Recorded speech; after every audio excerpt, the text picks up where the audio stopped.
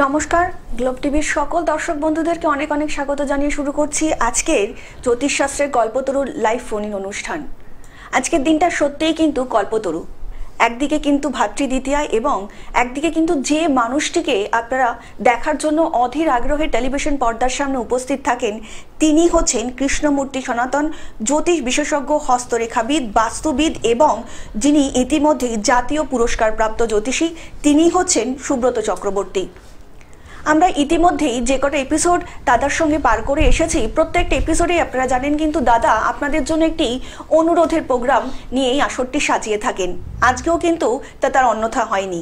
আপনারা যে অসংখ্য লাখো লাখো মানুষ দাদাকে এত ভালোবাসেন এবং দাদার থেকে আপনাদের জীবনের সমস্যার সমাধানগুলি খুঁজে বার করার চেষ্টা করেন তার জন্য কিন্তু আপনারা সত্যিই আপ্লুত। আমরা আজকেও যে অনুষ্ঠানটি আপনাদের সামনে তুলে ধরব সেটিও কিন্তু একটি অনুরোধের প্রোগ্রাম এবং আরও বিস্তারিত এই সম্বন্ধে জানবো। তার আগে আপনাদের একটু জানিয়ে দিই যারা যারা এই প্রোগ্রামটির জন্য কিংবা এই প্রোগ্রামটি শোনার জন্য দেখার জন্য অনুরোধ করেছেন দাদাকে তারা হচ্ছেন শ্রমিক বারিক পূর্ব মেদিনীপুর রামনগর থেকে, দেবব্রত সরকার মেমারি থেকে, অয়ন ব্যানার্জি বেহালা থেকে, আনন্দ সরখেল সিঙ্গুর থেকে এবং সবশেষে অরিত্র দেবনাথ হুগলির বারুইপাড়া থেকে। আমরা সত্যিই আপ্লুত যে আপনারা জীবনের কিংবা কর্মের নানা দিক আপনাদের জন্য আপনারা জানতে চাইছেন, বুঝতে চাইছেন কিভাবে কোন দিকে কর্ম করলে কিংবা আপনাদের কর্ম কোন দিকে গেলে আপনাদের জীবনটা একটু গড়ে উঠবে। আপনারা এরকম যদি আরো অনেক সমস্যার সমাধান চান, অনেক প্রশ্নের উত্তর আপনারা চান, আপনারা কিন্তু অবশ্যই দাদাকে আপনারা চিঠি লিখতে পারেন, মেল করতে পারেন এবং নিচে যে বুকিং নাম্বারটা যাচ্ছে সেই বুকিং নাম্বারেও কিন্তু যোগাযোগ করতে পারেন। আপনাদের জন্যই কিন্তু শুধু থাকবেন সুব্রত চক্রবর্তী। আমরা বিস্তারিত আলোচনায় আসবো কিন্তু তার আগে আমাদের এই লাইভ অনুষ্ঠানে আরো একবার আমরা স্বাগত জানিয়ে নেব সুব্রত চক্রবর্তীকে। দাদা অনেক অনেক স্বাগত আজকে লাইভ ফোন অনুষ্ঠানে আপনাকে। সবাইকে অসংখ্য ধন্যবাদ জানাই। সবাইকে শুভ ভাতৃদ্বিতীয়ার প্রীতি, শুভেচ্ছা, ভালোবাসা। সবাইকে শুভ দীপাবলির শুভেচ্ছা, ভালোবাসা এবং বহুদিন বাদে আবার কিন্তু আমি লাইভ অনুষ্ঠানে এবং মাঝখানে আমরা অনেকগুলো আনন্দময় মুহূর্তকে কাটিয়ে এসেছি এবং আজকেও একটা খুব শুভ দিন। ভাই ও বোনের সম্পর্কের মধ্যে একটা শুভ তিথি হিসেবে ধরা হয় ভাতৃদ্বিতীয়া। তো ওই ভাতৃদ্বিতীয়া শুভ তিথিতে প্রত্যেক ভাই এবং দাদাদের মধ্যে সম্পর্ক ভালো হোক এবং আমাদের প্রত্যেকের মধ্যে আমরা আমাদের যারা হয়তো আমাদের কেউ বোন নয়, এই যে ধরুন মাঝখানে এত কিছু ঘটনা ঘটে যাচ্ছে, তো তার পিছনে আমরা যাতে আমাদের প্রত্যেকটা বোনদেরকে পাশে থাকতে পারি দাদা হিসাবে এবং ভাই বোনের সম্পর্ক অটুট থাকুক সেটা সবসময়তেই চাই। সবাইকে শুভ ভাতৃদ্বিতীয়ার প্রীতি, শুভেচ্ছা, ভালোবাসা জানাই। বড়দেরকে অনেক প্রণাম জানাই। আমার সমবয়সী এবং ছোটরা যারা রয়েছেন তাদের অনেক শুভেচ্ছা জানাই। দর্শক বন্ধু, আপনারা প্রত্যেকেই জানেন আমার অনুষ্ঠান মানেই কিন্তু নতুন বিষয় এবং নতুন আলোচনা। তো আজকেও নতুন বিষয় নিয়ে আলোচনা করব। ঠিক এই অনুষ্ঠান শুরুর প্রথমে যেটা আমার বলে নেওয়াটা অত্যন্ত দরকার, আমার ঠিক ক্যামেরার পেছনে গ্লোব টিভির অনেক টেকনিশিয়ান দাদা ভাইরা রুম থেকে কিন্তু আপনাদের সুন্দর অনুষ্ঠানটাকে সার্ভিস দিচ্ছেন এবং তারা ঠিক ক্যামেরার পেছনেই থাকেন। সেই সমস্ত দাদা ভাইদেরকে অনেক শুভেচ্ছা, ভালোবাসা জানাই। কর্তৃপক্ষকে শুভেচ্ছা, ভালোবাসা জানাই গ্লোব টিভির এবং আমার সঙ্গে সঞ্চালনায় রয়েছে দিদিকে অনেক শুভেচ্ছা, ভালোবাসা জানাই। দর্শক বন্ধু, আপনারা প্রত্যেকেই জানেন আমি যখনই কোনো অনুষ্ঠান করি নতুন কোনো বিষয় নিয়ে আলোচনা করি এবং সেই বিষয়টা হয় কিন্তু আপনাদের অনুরোধের এবং আপনারা যেটা বিষয়টা জানতে চাইছেন সেই বিষয়গুলোকে নিয়েই কিন্তু আমি অনুরোধ করব। এবং আমি মাঝখানে যখন লাইভ প্রোগ্রাম করে উঠতে পারিনি তখন দেখছিলাম মাঝখানে আমার যে মেল আইডি এবং হোয়াটসঅ্যাপ এবং সেখানে যে যারা মেসেজ করছেন প্রচুর মেসেজ জমে গেছে এবং প্রত্যেকের একটাই প্রশ্ন, দাদা কবে আলোচনা করছেন, কবে আমার বিষয়গুলোকে আলোচনা করছেন। আমি সবাইকেই বলছি আপনাদের প্রত্যেকে যারা বিষয়গুলো জানতে চাইছেন, হ্যাঁ দেখুন পার্টিকুলার হয়তো অনেকে একটা বিষয় জানতে চাইছেন, যখন দেখবো যে ওই বিষয়টাকে 4-5 জন মিলে জানতে চাইছেন আমরা একসাথে সবার নাম ঘোষণা করে পরপর আমি আলোচনা করব এবং আপনাদের এই ভালোবাসায় আমি আপ্লুত। বারবার আমি সেটা বলে থাকি এবং আপনারা যে অনুষ্ঠানগুলোকে নিয়মিত দেখছেন এটা আমার ভালো লাগছে। এবং সব থেকে সর্বোপরি যে বিষয়টাকে আপনাদের কাছে আমি বারবার বলি যে জ্যোতিষশাস্ত্রকে যদি সঠিকভাবে অধ্যয়ন করা যায়, জ্যোতিষশাস্ত্রকে যদি সঠিকভাবে বিচার বিশ্লেষণ করা যায় তাহলে আপনার জীবনের সমস্যার রুটটা কোথায় অর্থাৎ সেই মূলটা কোথায় সেটা কিন্তু জানা সম্ভব হয় এবং আমরা যদি তার রুটটাকে সঠিকভাবে ধরতে পারি, নির্বাচন করতে পারি, তবে কিন্তু আপনাকে একটা সঠিক সমাধানের রাস্তাও বলে দেওয়া যেতে পারে। এবং জ্যোতিষশাস্ত্র দ্বারা বহু মানুষের উপকার সাধন করা যায় এবং জ্যোতিষশাস্ত্রের মাধ্যমে অনেকে বলেন যে ভাগ্য পরিবর্তন। আমি হয়তো ভাগ্য পরিবর্তনে বিশ্বাসী নই, কিন্তু আপনার সময়ে যে প্রবলেম যাচ্ছে সেটাকে যদি সঠিকভাবে অনুধাবন করা যায়, সেটাকে যদি সঠিকভাবে নির্ণয় করা যায়, তাহলে কিন্তু তার সঠিক প্রতিকার প্রতিবিধান আপনার জীবনের চলার রাস্তাকে অনেক সুগম করে দেবে এবং আপনার স্পিরিটকে অনেক বাড়িয়ে দিতে পারে। অনেকে বলেন যে দাদা, এই রত্ন কবচ ধারণ করে কি আলটিমেটলি ভাগ্যের পরিবর্তন হয়? দেখুন, ভাগ্য পরিবর্তন তো ওরমভাবে হয় না। ভাগ্য পরিবর্তন হয় আপনার মানসিকতার, আপনার চিন্তাধারার, আপনার ডিসিশনের। এবং এই চিন্তাধারা, ডিসিশন, মানসিকতা যখন মানুষের মধ্যে বদলে যাবে না, তো তখন আপনার মধ্যেই অনেক চেঞ্জ আপনি নিজে বুঝতে পারবেন। তবেই কিন্তু তখন আপনার দেখবেন যে অনেক আশেপাশের পরিবেশ, পরিস্থিতি, আপনার স্বপ্ন দেখবেন সব কিছু বাস্তবায়িত হতে চলেছে। তাই তখনই কিন্তু মানুষের ভাগ্য পরিবর্তন হয়। কিন্তু ভাগ্য পরিবর্তন আগের যে স্টেজগুলো রয়েছে সেটা কিন্তু অত্যন্ত ইম্পর্টেন্ট। অর্থাৎ নিজের মধ্যে সেই স্পিরিটটাকে বাড়ানো, নিজের চিন্তাধারাকে বদল করা, এই যে স্পিরিট বাড়ানো, চিন্তাধারাকে বদল করা এবং আপনার গতিকে বাড়িয়ে দেওয়া, সেই গতি বাড়ানোর জন্যই কিন্তু জ্যোতিষশাস্ত্রের প্রয়োজন হতে পারে। কারণ জ্যোতিষশাস্ত্র হচ্ছে রঙের খেলা এবং জ্যোতিষশাস্ত্র হচ্ছে আমাদের প্রত্যেকটা দশা, অন্তর্দশা অনুযায়ী মানুষের জীবনকে সঠিক অনুধাবন যদি করা যায়, সেই গ্রহগুলোকে যদি বুস্ট করা যেতে পারে, আপনার মধ্যে চেঞ্জ অনেক আপনি লক্ষ্য করতে পারবেন এবং আপনার ওই চেঞ্জ আপনাকে আপনার ভাগ্য পরিবর্তনের জায়গায় কিন্তু নিয়ে যেতে পারে। আজকের যে বিশেষ আলোচনাটা, তাদের নামগুলো তো দিদি ঘোষণা করে দিয়েছেন, তো তারা বলেছিলেন যে নামগুলো দাদা একটু বলবেন। আমি মিডিয়াতে অবশ্যই বলে দিয়েছি, দিদি অবশ্যই ঘোষণা করেছে। দেখো, কর্মজীবন এটা একটা কিন্তু ইম্পর্টেন্ট জায়গা। এখানে যারা অনেকে প্রশ্ন করেছেন, অনেকে বলতে চাইছেন কর্মজীবনে আমি প্রতিষ্ঠা পাচ্ছি না দাদা, এবং বারবার খুব এক্সাম দিচ্ছি, সেখানে বারবার ফেলিওর হচ্ছি। তো দেখো, আমি তাদের এই জায়গাটাকে নিয়ে বলার জন্য দুটো চার্ট আমি বিশেষ করে আমি আলোচনা করব। তারপরে আমি একটা জৈমিনী চার্ট নিয়ে, এর আগে আমি জৈমিনী চার্ট নিয়ে একাধিকবার আলোচনা করেছি যে জৈমিনী দ্রেক্কানের প্রচলিত চার্ট এবং দ্রেক্কান পরিবৃত্ত চার্টটা কতটা ইম্পর্টেন্ট মানুষের জীবনে, একটা কর্মজীবনে প্রতিষ্ঠা পেতে গেলে। এবং আজকে একটা খুব সুন্দর বিষয় বলবো, সেটা হচ্ছে আপনারা দেখবেন যে মৈত্রী চার্ট সাধারণত দেখবেন আমরা অনেকে জানি এই যে 9টা গ্রহ রয়েছে, এই 9টা গ্রহের মধ্যে কিছু গ্রহের সঙ্গে কিছু গ্রহের সম্পর্ক থাকে শত্রুতা, মিত্রতা এবং সমতা। অর্থাৎ তাদের মধ্যে প্রত্যেকের সঙ্গে যে বন্ধুত্ব থাকবে বা মিত্রতা থাকবে বা সেখানে শত্রুতা থাকবে সেরকম নয়, সেখানে শত্রু মিত্র সমতা মানে নিউট্রাল। তো এইটা কিন্তু একটা কর্মজীবনের অত্যন্ত ভ্যারিয়েশন জায়গা এবং গুরুত্বপূর্ণ জায়গা। এটা আমার জ্যোতিষ জীবনে আমি অনেক ক্ষেত্রে খেয়াল করেছি যে মৈত্রী চার্ট বলে একটা চার্ট হয়ে থাকে। আমরা কিন্তু এই চার্টগুলোকে নিয়ে কখনো কেউ বলি না, আলোচনাও করি না। আমরা সারাক্ষণ শুধু ওই কালসর্প যোগ নিয়ে পড়ে থাকি, আমরা রাশিফল নিয়ে বসে থাকি। কিন্তু রাশিফলও প্রত্যেকের জীবনের ক্ষেত্রে একত্রীকরণ হতে পারে বা একই হবে সেটা নয়, কারণ আপনার ভিন্ন লগ্ন, আপনার ভিন্ন নক্ষত্র। হ্যাঁ, রাশিফল একটা সামগ্রিক বিচার হতে পারে, বাট হবেই এরকম কোনো কিছু নয়।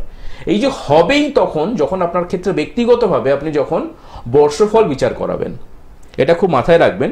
আমি খুব প্র্যাকটিক্যালি অনেস্টলি বলছি, জ্যোতিষশাস্ত্রকে যদি সঠিকভাবে আইডেন্টিফাই করা যায়, তাহলে জ্যোতিষশাস্ত্র থেকে আপনি যে রসদটা পাবেন না, সেটা থেকে আপনি যদি সেই রসদটাকে সঠিকভাবে নিতে পারেন, সেই বিচার বিশ্লেষণকে সঠিকভাবে করতে পারেন, আপনার জীবনের পরিবর্তন হতে বাধ্য। এবং বহু মানুষ পরিবর্তন হয়েছে, বহু মানুষ আগামী দিন পরিবর্তন হবে এবং কর্মজীবনে উন্নতি সাধন তারা করবে।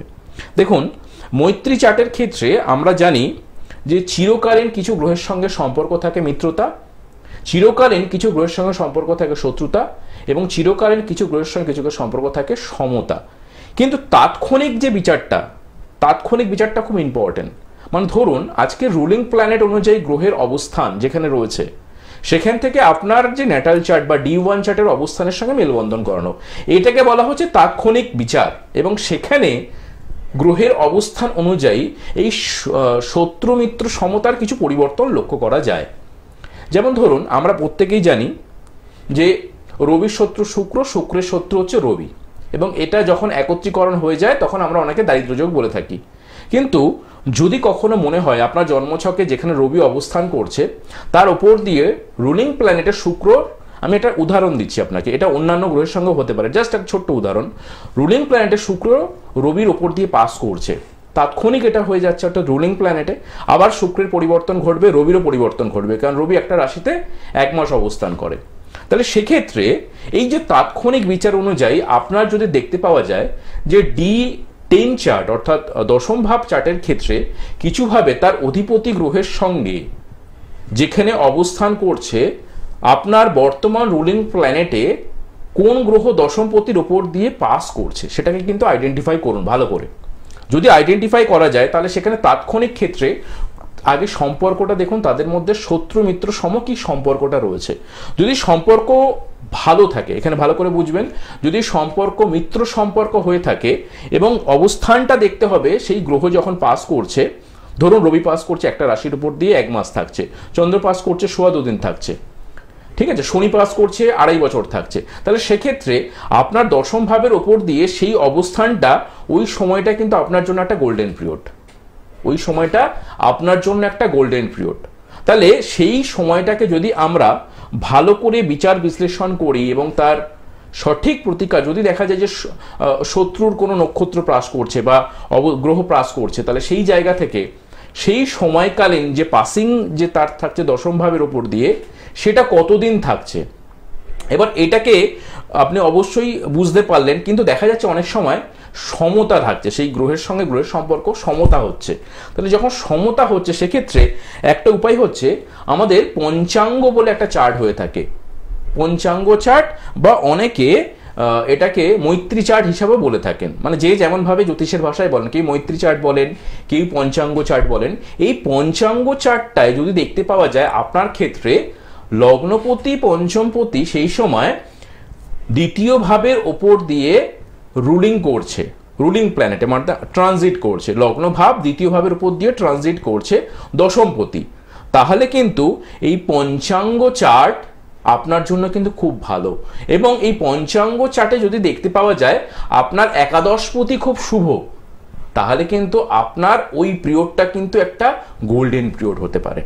যতই সমতা নক্ষত্র বা গ্রহের মধ্যে সমতা সম্পর্ক থাক, মিত্রতা থাকলে তো ওটা আপনার ভালো সময়, আপনি ওই সময়টাকে অ্যাচিভমেন্ট করতে পারেন। কিন্তু এখানে একটা খুব ইম্পর্টেন্ট বিষয় যে D38 চার্টে যদি লগ্নপতির সঙ্গে পঞ্চমপতির সম্পর্ক খুব ভালো থাকে এবং সেখানে তৃতীয় পতির সংযুক্তকরণ হয়ে থাকে, তাহলে কিন্তু আপনি সেই মহাদশায় বা অন্তর্দশাতে বা ওই যে রুলিং করছে সেই গ্রহটা দশমপতির ওপর দিয়ে, সেই সময়টা তাদের সম্পর্ক যদি বন্ধুত্বপূর্ণ হয়ে থাকে, ওটাতে আপনি চাকরি পাবেন, অবধারিত পাবেন, আপনার কোনো রেমেডি লাগবেই না। কিন্তু দেখতে পাওয়া যায় সেখানে সমতা অনেক সময় পাস করে, এটা অনেকের ক্ষেত্রে দেখতে পাওয়া যায়। অনেক জ্যোতিষী বলে দিয়েছেন আপনাকে আপনার কোনো প্রতিকার প্রয়োজন নেই বা দশমপতির কোনো প্রতিকার করে নিয়েছেন, কিন্তু হচ্ছে না। কিন্তু যখন হচ্ছে না, আমি এটা ডিপলি অনেক ক্ষেত্রে বিচার করে দেখেছি, আমার রিসার্চ করে দেখা গেছে, সেক্ষেত্রে চিরকালীন যে শত্রু এবং তৎকালীন যে শত্রু সেটা যদি হয়ে থাকে বা তৎকালীন যদি সমতা হয়ে থাকে, তাহলে কিন্তু পঞ্চাঙ্গ চার্টকে আপনাকে আইডেন্টিফাই করতে হবে এবং পঞ্চাঙ্গ চার্টের সঠিক প্রতিকার প্রতিবিধান যদি করা যায়, তাহলে কিন্তু আপনার সামান্য কিছু প্রতিকার প্রতিবিধান আপনার কর্মজীবনে উন্নতি ঘটাতে পারে। আশা করি বোঝা গেল বিষয়টা। এবার অনেকের ক্ষেত্রে হচ্ছে এই বিষয়টা, যাদের হয়তো দেখা যাচ্ছে মিত্র সম্পর্ক রয়েছে, গ্রহেদের মধ্যে রুলিং করছে, কিন্তু সেখানে আপনি বলতে পারছেন যে বারবার আমি সামান্য জায়গা থেকে বেরিয়ে আসছি, তার মানে আপনাকে বুঝতে হবে সেখানে কিছু হবে সমতা গ্রহের একটা পাস রয়েছে। পঞ্চাঙ্গ চার্ট অনুযায়ী যার প্রতিকার প্রতিবিধান করুন, আপনি কিন্তু চাকরিতে খুব তাড়াতাড়ি সাকসেস পাবেন। আজকে যতগুলো চার্ট পেয়েছি অনেকের ক্ষেত্রেই কিন্তু শত্রু নক্ষত্র পাস করছে, না হলে কিন্তু সমতা নক্ষত্র পাস করছে। এই জন্যেই তাদের ক্ষেত্রে আজকে যারা যারা আমাকে এইগুলোকে পাঠিয়েছিলেন, আমি তাদেরগুলো যার নামগুলো ঘোষণা করলাম, তোমরা চার্টগুলোকে পরে আমাকে একটা ফোন করো, আমি বুঝিয়ে দেবো যে এই পঞ্চাঙ্গের যদি সঠিক প্রতিকার প্রতিবিধান করা যায় আপনি কিন্তু যথেষ্ট ভালো থাকবেন। এর মধ্যে দেবব্রত নামটা যে কি ছিল, সরখেল, দেবব্রত সরখেলকে আমি বলে দিচ্ছি, তোমার ক্ষেত্রে যেটা প্রয়োজন, তোমার ক্ষেত্রে কিন্তু খুব ইম্পর্টেন্ট পয়েন্ট, তোমাকে আলাদাভাবে প্রতিকার প্রয়োজন নেই, কারণ তোমার দশম ভাবের ওপর দিয়ে এখন মিত্র একটা সম্পর্ক রয়েছে। পঞ্চাঙ্গ চারটাকে আমি দেখে নিয়েছি, তার মানে প্রতিকার প্রতিবিধান প্রয়োজন নেই। তুমি কিন্তু এই দশা অন্তর্দশা যেহেতু এখন রুলিং প্লাস করছে শনির ওপর দিয়ে, তাহলে 2.5টা বছর তুমি কিন্তু একটা ভালো সময় পাবে এবং 2.5 বছরের মধ্যে কিন্তু তোমার চাকরি হবে। দেবব্রত সরখেল যিনি পাঠিয়েছিলেন। কিন্তু বাদবাকি যারা পাঠিয়েছো তাদের ক্ষেত্রে কিছুভাবে আমি দেখলাম যে তোমাদের ক্ষেত্রে কিন্তু সমতা এবং শত্রু নক্ষত্রের ওপর দিয়ে পাস করছে, তাহলে পঞ্চাঙ্গ চার্টটা খুব ইম্পর্টেন্ট।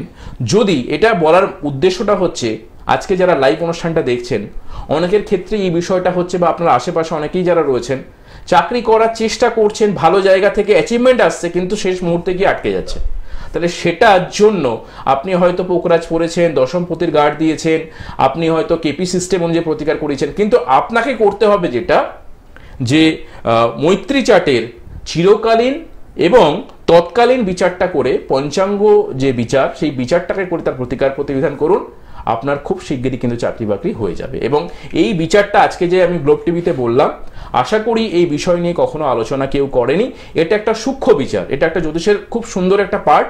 এই পার্টটা কিন্তু ইম্পর্টেন্ট, এবং এই ছোট ছোট পার্টগুলোকে আপনাকে যদি বিচার বিশ্লেষণ বা অধ্যয়ন করেন, আপনি কিন্তু কর্মজীবনে প্রতিষ্ঠা পাবেন। এরপরে ফোনটা নিয়ে আমি জৈমিনী চক্রম, এর আগে আলোচনা করেছি জৈমিনী চক্রম নিয়ে, আমি আলোচনায় আসবো।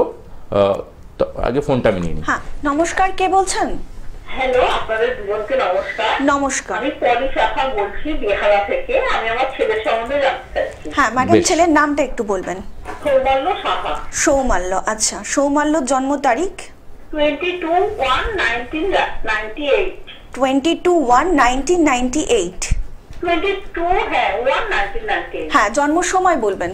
রাত্রি 9:19 কলকাতায়। আচ্ছা, বলুন এবার কি প্রশ্ন আছে? ও কি বেটার জবের চেষ্টা করছে, ওই বেটার জবটা কবে হবে, আর ওই এমবিএ তে এবার বসবে, ওটা মানে পরীক্ষাটা ক্র্যাক করতে পারবে কিনা সেটা জানার ইচ্ছা। ম্যাডাম, আপনি অনেকগুলো প্রশ্ন করে ফেললেন। বেশ, দাদার আমি প্রোগ্রাম বলছি। কেমন লাগছে? হ্যাঁ, খুব ভালো লাগে। আমি তো এতক্ষণ চুপ করে শুনছিলাম, দাদা যেসব আলোচনা করছিল ওইসব আলোচনাগুলো আমি অন্য কোথাও শুনি না।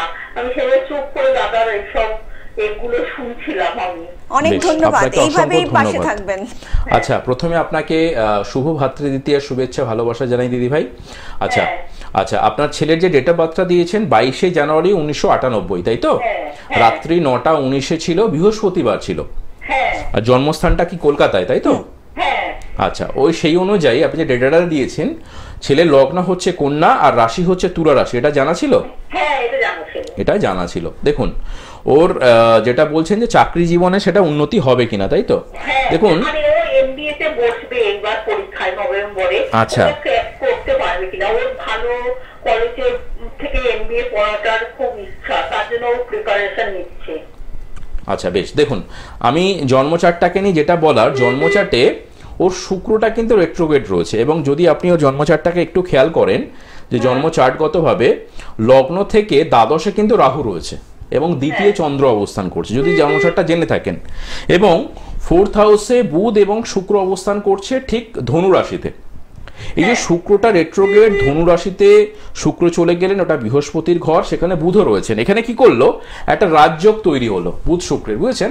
কিন্তু এই রাজযোগটা ওর এগেনস্ট হয়ে দাঁড়ালো। এগেনস্ট মানে ধরুন আপনার সঙ্গে খুব ভালো সম্পর্ক, কিন্তু সেই সম্পর্ক যার রয়েছে সে হয়তো আপনার এগেনস্ট হয়ে গেল, তার মানে কি তার সঙ্গে কোথাও একটা সম্পর্ক ছিন্ন ঘটবে। আপনার ছেলের ক্ষেত্রেও হতে পারে, দেখবেন ওর মধ্যে ট্যালেন্ট রয়েছে, ঠিক আছে, কিন্তু ভবিষ্যতে ক্ষেত্রে গিয়ে কোথাও না ও প্রচন্ড পরিমাণে ঘাবড়ে যায়, ও প্রচন্ড পরিমাণে নার্ভাস হয়ে যায়। এই নার্ভাসনেস এবং ঘাবড়ানো, দেখুন এটা একটা ছোট্ট জিনিস, অনেকে বলবেন যে নার্ভাস ঘাবড়ানো তো অনেকের মধ্যেই থাকে, কিন্তু পার্টিকুলার প্রত্যেকের চার্ট অনুযায়ী ব্যক্তিগতভাবে তো একজনকে আলোচনা করা দরকার। ওটা হচ্ছে আপনার ছেলের ক্ষেত্রে একটা নেগেটিভ পয়েন্ট, এবং এই নেগেটিভ পয়েন্টটা থাকার জন্য দেখা যাবে কি, ও কিন্তু এই যে বলছেন এমবিএটা করবে, তাই তো? এটা কিন্তু হয়ে যাবে, কিন্তু দেখবেন হয়ে যাওয়ার পর ওর যে প্রবলেমটা হবে, যে চাকরি পেতে গিয়ে কোথাও সমস্যা হতে পারে, বুঝতে পেরেছেন? আপনি কাউকে দেখিয়ে কিছু চার্টের কোনো প্রতিকার প্রতিবিধান করিয়েছিলেন? হ্যাঁ, ও পান্না আছে, ও এইসবে খুব একটা বিশ্বাসী না। সেটা তার ব্যক্তিগত বিষয়, বিশ্বাস করে না, ও করতে চায় না, সেই জন্য ওকে নিয়ে না কারো কাছে সেরকম ভাবে না। ওকে দেখুন, যে প্রত্যেকের যে যার বিশ্বাসটা ব্যক্তিগত বিষয়, এবং বিশ্বাস একটা এমন জিনিস, যতক্ষণ না তার মধ্যে প্রুফটা আসছে ততক্ষণ তো সে বিশ্বাস করবে না। ব্যাপারটা হচ্ছে যেটা, আপনি ওকে পান্নাটা পরিয়েছেন, খুব ভালো করিয়েছেন, কিন্তু ওর ক্ষেত্রে আরো কিছু প্রতিকার প্রতিবিধান প্রয়োজন। আপনি যদি সম্পূর্ণ চক্রমটাকে একটু করানো থাকে, যদি করানো না থাকে আপনি এটা ফার্স্ট করাবেন। সম্পূর্ণ চক্রম মতে নবমপতি পঞ্চমপতি যেহেতু তৃতীয়ের সঙ্গে সংযুক্তকরণ রয়েছে, কিন্তু এখানে একাদশপতির সাপোর্ট নেই, তার মানে ছেলেটার ক্ষেত্রে কিন্তু খুব ভালো ট্যালেন্ট রয়েছে, কিন্তু এই যে বললাম নার্ভাসনেস এবং প্রচন্ড জেদি এবং নিজের মতো চলতে ভালোবাসবে, এবং রাগ রয়েছে প্রচন্ড পরিমাণে ওর। হ্যাঁ, তো আপনাকে আমি আপনাকে মাসিমা একদম আমি আপনাকে বলে দিচ্ছি, আপনি যদি পারেন আপনি যদি পারেন সম্পূর্ণ চক্রম মতে ওর যদি তৃতীয় ভাবের একটা প্রতিকার করিয়ে রাখেন, ও কিন্তু খুব ভালো জায়গায় চান্স পেয়ে যাবে এবং এমবিএটাও ভালো মতো হবে। এবং এমবিএটা করার পরে আমাদের তো প্রত্যেকেই চাকরি জীবনে একটা ভালো প্রতিষ্ঠা পেতে চাই আমরা কর্মজীবনে, তো এই প্রতিষ্ঠাটা কিন্তু চলে আসবে। অর্থাৎ সামান্য একটা তৃতীয় ভাবের প্রতিকার ওর ভাগ্য কিন্তু বদল করে দিতে পারে। যেহেতু ওর পান্নাটা পড়ে আছে, এটা যথেষ্ট ভালো যিনি দিয়েছেন, আমি বলবো ভালোই দিয়েছেন। তার সাথে আমি একটা অ্যাড করব সম্পূর্ণ চক্রম মতে তৃতীয় ভাবের একটা প্রতিকার। এই প্রতিকারটা যদি রাখতে পারে, আপনার ছেলে এমবিএটাও কমপ্লিট করতে পারবে এবং ভালো রেজাল্ট করে ভালো কর্মজীবনে প্রতিষ্ঠা পাবেন। আপনি যদি পারেন আমার নাম্বারটা একটু সেভ করে রেখে দিন, অনুষ্ঠান হওয়ার পরে রাত্রির দিকে একটা ফোন করবেন, আমি ডিটেলস আপনাকে আরো কিছু বিষয় বলে দেবো, ঠিক আছে? ভালো থাকবেন। আপনার ছেলের ট্যালেন্ট রয়েছে, শুধু সামান্য তৃতীয় ভাবের প্রতিকার ওর কর্মজীবন এবং শিক্ষাগত জীবনে বিশাল সমৃদ্ধি নিয়ে আসবে, ঠিক আছে? ঠিক আছে, ভালো থাকবেন। নমস্কার। অনেক ভালো থাকবেন। আপনাদেরকে আরো একবার জানিয়ে রাখি যে মানুষটি ইতিমধ্যে অল ইন্ডিয়া অ্যাস্ট্রো প্রামিসতন্ত্র রিসার্চ সেন্টারের জ্যোতিষ শিক্ষক এবং আধুনিক জ্যোতিষের কিন্তু দাদা পুঙ্খানুপুঙ্খ বিচার করতে সবসময় ভালোবাসেন, এবং যে মানুষটি 2024-এ এইচবিটি থেকে জ্যোতিষ মহাগৌরব সম্মানে ভূষিত, সেই মানুষটার কথা কিন্তু আলাদাভাবে কিছু বলার নেই। আপনারা যারা দাদাকে দেখিয়েছেন তারা তো প্রত্যেকেই জানেন, যারা এখনো সমস্যার মধ্যে রয়েছেন, দাদাকে দেখাতে চাইছেন, তারা কিন্তু অবশ্যই নিচে যে বুকিং নাম্বারটা যাচ্ছে সেই বুকিং নাম্বারে যোগাযোগ করে নিতেই পারেন। তার জন্য কিন্তু আপনাদেরকে ডায়াল করতে হবে 9874207060 নাম্বারে। এছাড়া 9831707058 নাম্বারের মধ্যে দিয়েও কিন্তু আপনারা হোয়াটসঅ্যাপ কিংবা SMS করে জানাতে পারেন আপনাদের যে কোনো রকম সমস্যা। তাছাড়া কিন্তু মেল করতে পারেন subrata7070@gmail.com-এও কিন্তু আপনারা দাদাকে মেল করতে পারেন। আপনার সমস্যা আপনি দাদার কাছে তুলে ধরতেই পারেন, দাদা কিন্তু অবশ্যই তার প্রতিকার প্রতিবিধানের চেষ্টা করবেন। তাছাড়া দাদাকে কিন্তু আপনারা পেয়ে যাচ্ছেন সোমবার শ্যামবাজারে, রবিবার এবং মঙ্গলবার গড়িয়া নাকতলাতে, লাস্ট আর ফার্স্ট উইক বুধবার দুর্গাপুরে এবং বর্ধমানে, বৃহস্পতিবার নৈহাটিতে এবং ব্যারাকপুরে, এবং শুক্রবার কিন্তু পশ্চিম মেদিনীপুরে, শনিবার কিন্তু পেয়ে যাচ্ছেন দাদাকে হাওড়ার বালিতে এবং শিলিগুড়িতে। একদমই তাই, শিলিগুড়িতে কিন্তু 8 থেকে 14 তারিখ রত্নভান্ডার জুয়েলার্সে এবং 15 থেকে 19 তারিখেও কিন্তু রত্নভান্ডার জুয়েলার্সের প্রত্যেকটা মাসে আপনারা কিন্তু দাদাকে পেয়ে যাচ্ছেন। আপনার জীবনে যে কোনো রকম সমস্যার সমাধানের জন্যই কিন্তু সদা সর্বদা উপস্থিত থাকেন হচ্ছেন সুব্রত চক্রবর্তী, যিনি ইতিমধ্যেই বৈজ্ঞানিক সম্মতভাবেই কিন্তু আপনার জীবনের পুঙ্খানুপুঙ্খ বিচার করে থাকেন। দাদা আমাদের কিন্তু সময় একদমই প্রায় শেষ, তো যাওয়ার আগে দর্শকদের কিছু বলতে চান? শুধু লাস্টের দিকে যেটা আলোচনা করব, জৈমিনী চক্রের দ্রেক্কানের প্রচলিত এবং পরিবৃত্ত, যাদের দেখবেন চাকরি হয়েও হচ্ছে না, বা অনেকে হয়তো সেন্ট্রাল গভর্নমেন্টের বা গভর্নমেন্টের চাকরিগুলো দিয়ে যাচ্ছেন কিন্তু সেখানে কোনো কিছু সুযোগ হচ্ছে না, বা অনেকে হয়তো প্রাইভেটে কোথাও করছেন কিন্তু প্রাইভেটে পদোন্নতি ঘটছে না। সাধারণত দেখবেন দ্রেক্কান প্রচলিত চার্ট অনুযায়ী যদি দেখতে পাওয়া যায়, বুধ শুক্রের সহাবস্থান যদি সেখানে পঞ্চমে হয়ে থাকে, ষষ্ঠে হয়ে থাকে, এবং যদি সেটা লগ্ন দ্বিতীয় এবং সপ্তম ভাবে হয়ে থাকে, সেটা প্রচলিত চার্ট অনুযায়ী কিন্তু যথেষ্ট ভালো। এবং সেখানে যদি লগ্নপতি সংযুক্তিকরণ হয়, তাহলে জানবেন আপনার সন্তান ভালো জায়গায় কিন্তু প্রতিষ্ঠা পেতে পারে। এটা গেল প্রচলিত। পরিবৃত্তর ক্ষেত্রে বলা হচ্ছে সাধারণত যদি জন্মছকে আপনার বৃহস্পতির অবস্থান ভালো হয়ে থাকে এবং বৃহস্পতির সঙ্গে রাহুর কোনো সংযুক্তিকরণ না হয়, এবং D31 চার্টে যদি দেখতে পাওয়া যায় একাদশপতির সঙ্গে লগ্নের একটা ভালো সম্পর্ক তৈরি হয়েছে। অনেকের ক্ষেত্রে দেখতে পাওয়া যায় যে পরীক্ষা বারবার দিয়ে যাচ্ছি কিন্তু আমি সাকসেস পাচ্ছি না, তাহলে পরিবৃত্ত চার্টে আপনার বৃহস্পতি কোথায় অবস্থান করছে, সেখান থেকে তার রাহুর অবস্থান কোথায়, যদি বৃহস্পতি থেকে রাহু পঞ্চমে থাকে, যদি বৃহস্পতি থেকে রাহু দ্বিতীয় থাকে, যদি বৃহস্পতি থেকে রাহু ষষ্ঠে অবস্থান করে, বা অনেক সময় দেখতে পাওয়া যায় বৃহস্পতি থেকে রাহু দ্বাদশে অবস্থান করছে, তাহলে পরিবৃত্ত চার্ট অনুযায়ী লগ্নপতি কিন্তু আপনার ড্যামেজ হয়ে যাচ্ছে। এবং তার জন্য যে প্রবলেমটা হবে, আপনি আপনার কর্মজীবনে সঠিক জায়গায় সাকসেস পাবেন না, বা অনেক সময় দেখতে পাওয়া যায় কর্মজীবনে আপনি যে জায়গায় পরীক্ষা দিতে যাচ্ছেন সেখানে বারবার আপনি পরীক্ষা দিচ্ছেন কিন্তু সেখান থেকে কোনো ভালো সুযোগ সুবিধা আসছে না। এই জায়গাটা কিন্তু অত্যন্ত ইম্পর্টেন্ট। তাই জৈমিনী চার্ট, আমি বারবার একটা কথা বারবার বলি যে যাদের ক্ষেত্রে কর্মজীবনে সমস্যা দেখা দিচ্ছে তারা অবশ্যই কিন্তু দ্রেক্কান পরিবৃত্ত এবং দ্রেক্কান হচ্ছে প্রচলিত, এই দুটো জায়গাকে ভালো করে বিচার বিশ্লেষণ করবেন এবং দ্রেক্কান চার্টকে ভালো করে যদি প্রতিকার প্রতিবিধান করা যায় আপনার জীবনে কিন্তু সমস্যার সমাধান হবে। এবং এই যে দুটো চার্ট নিয়ে বললাম আজকে, ঠিক আছে, এটা খুব ইম্পর্টেন্ট। অবশ্যই কিন্তু আপনার ক্ষেত্রে যে তৎকালীন এবং চিরকালীন যে শত্রু বা মিত্র সম সেটাকে রয়েছে পঞ্চাঙ্গ চার্ট এবং সেই সঙ্গে দ্রেক্কান প্রচলিত এবং দ্রেক্কান পরিবৃত্ত, এই দুটো চার্টকে ভালো করে আপনারা আইডেন্টিফাই করুন, সেই মতো প্রতিকার প্রতিবিধান করুন, কর্মজীবনে কিন্তু সমস্যার সমাধান হয়ে যাবে। দাদা আজকের মতন সময় আমাদের একদমই শেষ, কিন্তু আপনাদেরকে কথা দিয়ে যাচ্ছি দেখা হবে আগামী পর্বে। সকালে অনেক ভালো থাকবেন, সবাই ভালো থাকবেন। নমস্কার। নেক্সট এপিসোডে নতুন বিষয় নিয়ে আলোচনা করব। নমস্কার। সমস্যা হোক